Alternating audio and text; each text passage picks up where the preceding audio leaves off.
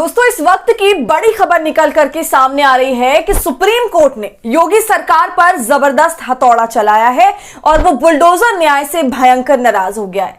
जी हां, supreme court ने आज एक बार फिर उत्तर प्रदेश की योगी सरकार को बुलडोजर एक्शन के लिए जबरदस्त फटकार लगाई और ना सिर्फ फटकार लगाई बल्कि एक मामले की सुनवाई करते हुए सुप्रीम कोर्ट के जजों ने कहा है कि हम आपको अपने खर्चे पर पूर्ण निर्माण करने का आदेश देंगे। तो सुना आपने दोस्तों, सुप्रीम कोर्ट ने ये साफ कह दिया कि मकान तोड़ रहे हो तो उसको दोबारा से बनाना भी होगा। दोस्तों, पूरा मामला क्या है और साथ ही इस मुद्दे पर लोक गायिका नेहा सिंह राठौर की क्या टिप्पणी आई है वो भी बताएंगे। सबसे पहले तो सवाल ये उठता है कि क्यों ऐसी नौबत आती है कि बार बार सुप्रीम कोर्ट में यूपी सरकार को फटकार लगती है।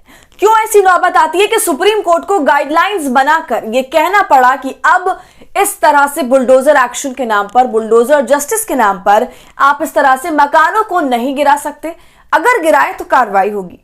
इसके अलावा सुप्रीम कोर्ट ने यह भी कहा था कि अक्सर जज की तरह काम ना करें, प्रशासन खुद को कोर्ट ना समझे, सिर्फ आरोपी हो जाने से बुलडोजर चलाने का आधार नहीं हो सकता। यहां तक अपराधी साबित होने पर भी कोई भी बुलडोजर प्रक्रिया नहीं होगी। घर गिराना, बुलडोजर चलाना सही नहीं माना जा सकता। अपराध एक का हो तो पूरे परिवार को सजा नहीं दी जा सकती। सुप्रीम कोर्ट ने बुलडोजर एक्शन की पूरी प्रक्रिया को साफ किया था, बिल्कुल एक गाइडलाइन तय करी थी और सख्ती से मना किया था कि बिना पूरी कागजी कार्रवाई के, बिना नोटिस दिए कोई भी किसी भी तरह की बुलडोजर प्रक्रिया नहीं होगी। लेकिन इस सब के बाद भी सुप्रीम कोर्ट की इतनी लंबी चौड़ी फटकार के बाद भी योगी का बुलडोजर रुकने का नाम नहीं ले रहा था।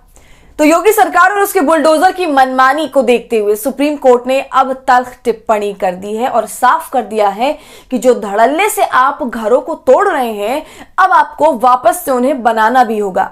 दोस्तों, इस मामले में सबसे पहले नेहा सिंह राठौर की टिप्पणी को जान लेते हैं, उसके बाद आपको पूरा मामला समझाएंगे।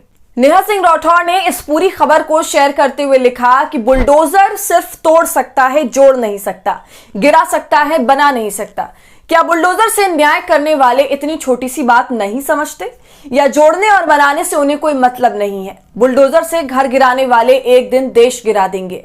इसके साथ साथ में योगी आदित्यनाथ और योगी आदित्यनाथ के ऑफिस को भी उन्होंने टैग किया है। दोस्तों, ये हम सभी जानते हैं कि बुलडोजर एक्शन के नाम पर जिन घरों, मकानों, दुकानों पर बुलडोजर चले हैं, उनमें से ज्यादातर घर, मकान, दुकान मुसलमानों के हैं, क्योंकि मुसलमान बीजेपी शासित राज्यों में टारगेट पर है। जैसे ही किसी मामले से उसका नाम जुड़ता है, बुलडोजर उसके घर तक पहुंच जाता है। और यही सब कुछ हुआ प्रोफेसर अली अहमद फातमी के साथ।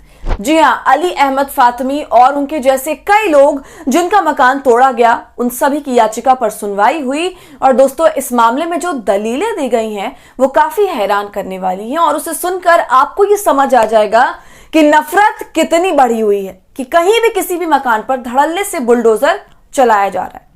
ये दलीलें क्या है और इस पर कोर्ट ने क्या कहा है वो हम आपको आगे बताएंगे। लेकिन दोस्तों, आपने बुलडोजर न्याय का एक पैटर्न जरूर समझ लिया होगा कि जिस भी शहर में दंगे होते हैं और वहां पर जिन आरोपियों को सामने रखा जाता है, जिनमें ज्यादातर तो मुसलमान ही रहते हैं, तो उनके घर पर ताबड़तोड़ बुलडोजर चला दिया जाता है। एक ही दिन में सरकार के पास यह सूचना आ जाती है कि फला फला जगह, इलीगल जगह पर बनी हुई है घर, और ये बुलडोजर पहुंच जाता है उनके घरों को तोड़ने के लिए।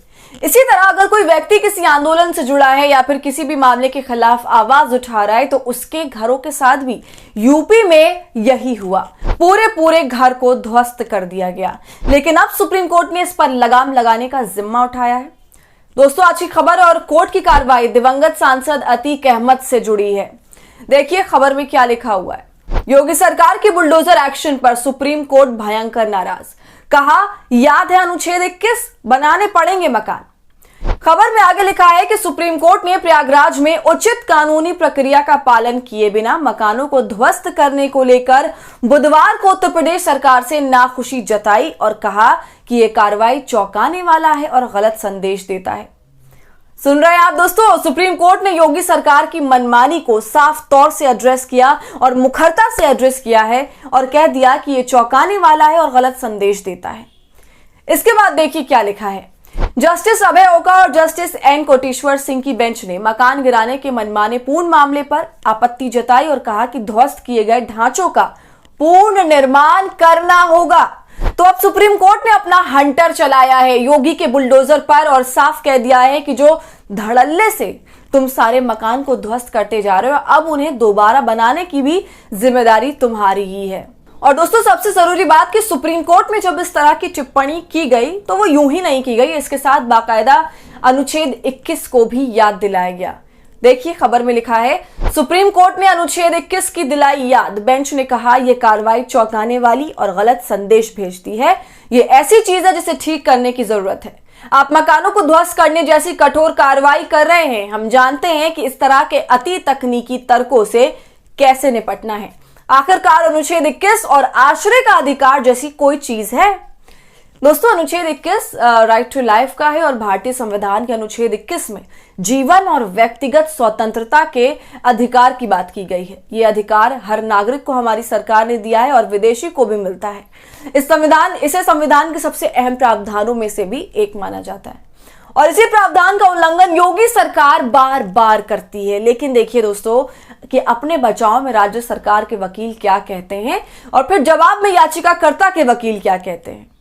अटॉर्नी जनरल आर वेंकटरमणी ने राज्य सरकार की कार्रवाई का बचाव करते हुए कहा कि याचिकाकर्ताओं को विध्वंस नोटिस का जवाब देने के लिए उचित समय दिया गया था। वहीं याचिकाकर्ताओं के वकील ने कहा कि राज्य सरकार ने यह सोचकर मकान गिरा दिए कि जमीन गैंगस्टर अतीक अहमद की है जो 2023 में मारा गया था। तो सुन रहे हैं आप दोस्तों, याचिकाकर्ता ने यह साफ कहा कि राज्य सरकार ने यह सोचकर मकान गिरा दिए कि जमीन गैंगस्टर अतीक अहमद की है जो 2023 में मारा गया था। और जहां तक हमने बुलडोजर न्याय की हिस्ट्री देखी है ना दोस्तों, तो उसमें यही पाया गया है कि जितने भी अपराधी या जिन पर केस चल रहा है, जिनका अपराध साबित भी नहीं हुआ है, उन सभी के साथ योगी सरकार ने यही रवैया अपनाया था।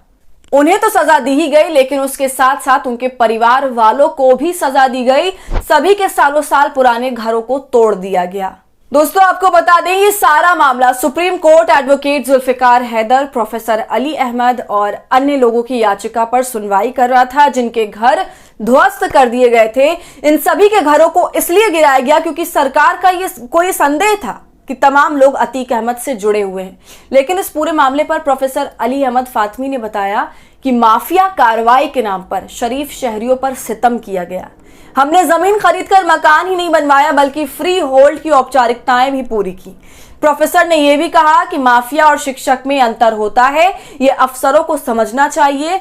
हम ही नहीं बल्कि यहां रहने वालों में से किसी का भी अतीक से संबंध ही नहीं है। जिस समय जमीन खरीदी मकान बनवाया तब ना तो अतीक थे और ना ही पीडीए का अस्तित्व था। तो दोस्तों अब सवाल यहां पर यह है कि अगर किसी व्यक्ति का अतीक अहमद से संबंध भी है तो क्या सरकार उसका घर तोड़ देगी? यह कहां तक उचित है? अगर सामने वाला बंदा कहीं दोषी पाया जाए, उसका अपराध साबित हो जाए तो आप उसी पर कड़ी से कड़ी कार्रवाई करो, उसको जेल में डालो, लेकिन उसके मकान को तोड़ने का क्या मतलब है? ये किस किस्म की मनमानी हरकत है? लेकिन खैर अब सुप्रीम कोर्ट ने अपना हंटर इस मामले पर चला दिया है और साफ कह दिया है कि आपको जितने भी घर आपने मनमाने तरीके से तोड़े हैं उनका पूर्ण निर्माण करना होगा, उन्हें फिर से पूरा बनाना होगा। तो दोस्तों इस खबर से अब वाकई बुलडोजर बाबा और उनके अधिकारियों के होश तो हवा हो ही गए होंगे। तो आपको इस पूरे मामले पर क्या कहना है हमें कमेंट कर जरूर बताएं। वीडियो पसंद आई हो तो इसे लाइक और शेयर करें और खबर अड्डा को यूट्यूब पर सब्सक्राइब कर लें।